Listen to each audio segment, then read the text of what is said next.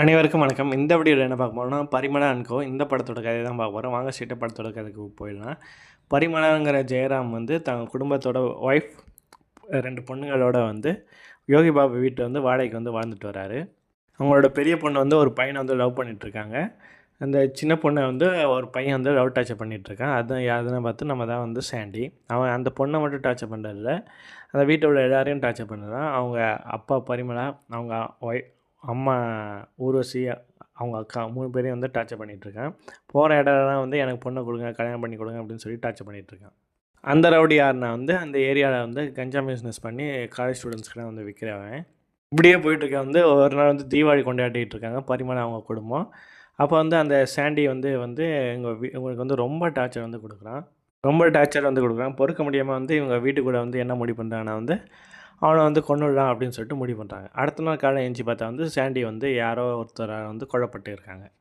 இவங்களுக்கு வந்து அந்த விஷயம் வந்து தெரியுது. விஷயம் வந்ததுனால வீட்டை வந்து டிஸ்கஸ் பண்ணுறாங்க, யார் கொண்டிருப்பான் அப்படின்னு வந்து சொல்லிட்டு. உடனே வந்து அவங்க ஜெயராம் வந்து சொல்கிறாங்க, இப்போ போலீஸ் வந்து நம்மளை தான் வந்து என்கொயரி பண்ணோம். நம்ம என்ன தான் என்கொயரி பண்ணோம், யாருமே வந்து ஆன்சரை மாற்றி சொன்னால் வந்து ஒரே பதிலை தான் வந்து சொல்லணும். பாபநாசம் படம் பார்த்துருக்கீங்க அது மாதிரி சொல்லணும் அப்படின்னு வந்து சொல்கிறாரு. ஆனால் வந்து ஜெயராம் வந்து சொல்கிறார், நம்ம 4 பேரில் ஒருத்தர் தான் வந்து கொலை பண்ணியிருக்கோம், யாருன்னு வந்து தெரியல அப்படின்னு வந்து அவர் வந்து சொல்கிறாரு. இந்த சமயத்தில் வந்து இந்த கேஸை விசாரிக்க வந்து நம்ம மிஸ்கின் வந்து வராரு இன்ஸ்பெக்டராக. அந்த ஏரியாவில் வந்து எல்லாரையும் வந்து விசாரிக்க ஆரம்பிக்கிறாரு.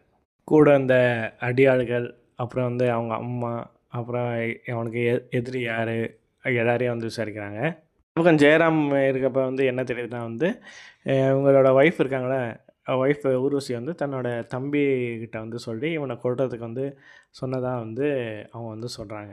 அது மட்டும் இல்லாமல் வந்து ஜெயராம் வீட்டுக்கு வந்து அடிக்கடி வந்து ஒரு லெட்ரு வந்து வந்துட்டுருக்கு. அதில் என்னென்னு வருதுன்னா வந்து இது மாதிரி அவங்க 4 பேர் ஒருத்தர் தான் வந்து கொலை பண்ணியிருக்கீங்க, அது யாருன்னு வந்து சீக்கிரமாக வந்து போலீஸ்கிட்ட வந்து நான் சொல்ல போகிறேன் அப்படின்னு சொல்லிட்டு ஒரு லெட்ரு வந்து வந்துக்கிட்டே வந்துருக்கு. இப்போ திடீர்னு ஒரு நாள் வந்து ஜெயராமோட அக்கா வந்து இறந்துடுறாங்க. அதுக்காண்டி வந்து ஜெயராம் மட்டும் வந்து கிளம்பி அந்த ஊருக்கு வந்து போகிறாரு.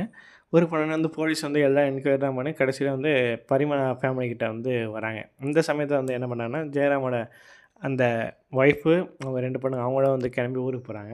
இப்போ ஜெயராம் என்ன தெரியும்னா வந்து ஜெயராமோட ஒய்ஃப் இருக்காங்கல்ல, அவங்க தான் வந்து தம்பிகிட்டேயும் கூட இருக்கவங்ககிட்டையும் வந்து சொல்லி என்ன பண்ணி வச்சுருக்காங்கன்னா, அவனை கொல்றதுக்கு வந்து பிளான் பண்ணி வச்சுருக்காங்கன்னு வந்து தெரியுது. அதே மாதிரி வந்து அவங்க அவனை வந்து கொன்று போயிருக்காங்க. போய் வந்து அவனை வந்து ஒரு கல்லில் தள்ளி விட்டு அங்கேருந்து கிளம்பியிருக்காங்க. கிளம்பினோடனே வந்து அவன் செத்துட்டான்னு நினச்சி அங்கேருந்து கிளம்பியிருக்காங்க.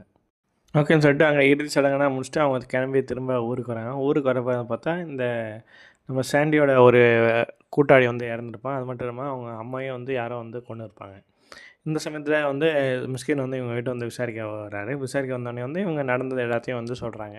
அது மட்டும் இல்லாமல் வந்து இவங்க ஊர்வசி அவங்க தம்பி வச்சு பிளான் பண்ண எல்லாத்தையும் வந்து சொல்கிறாங்க. அவங்கள கூப்பிட்டு விசாரிக்கும்போது வந்து தெரிய வருது, 2 பேருக்கு நடுவில் வந்து சண்டை வந்து நடந்திருக்கு. ஆனால் வந்து அவங்க வந்து கொல்லலை அப்படின்னு வந்து தெரிய வருது.